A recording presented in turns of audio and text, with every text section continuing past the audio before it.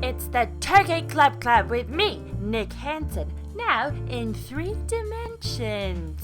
Okay, enough showboating. Let's talk about the turkey sandwich. Today, the People's Organic Cafe. I wasn't going to order a turkey sandwich this time. I was out at a law firm, and I thought I'd pick up something healthy, or even possibly vegetarian at the People's Organic Cafe.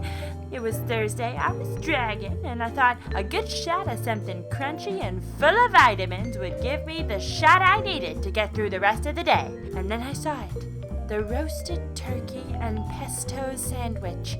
The ingredients were a foodie hipster lover's dream.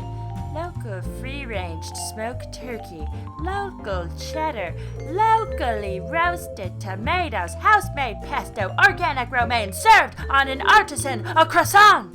Although, I don't really understand what artisan croissant means. Was it made by an artisan, or was the bread itself an artisan? I just like saying artisan. Artisan. I hope those artisan breads got paid well, because one of those sandwiches sent me back $11.06. I got that sandwich with a side of coleslaw.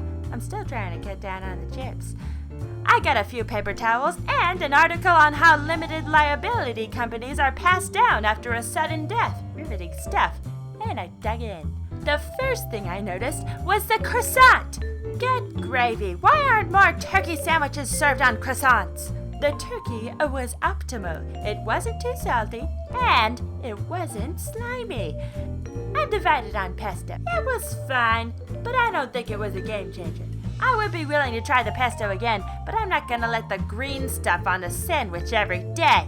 Overall, I'd give it a 4 out of 5. Find more Turkey Club Club on theinformation.com. It's HTML. There's birds!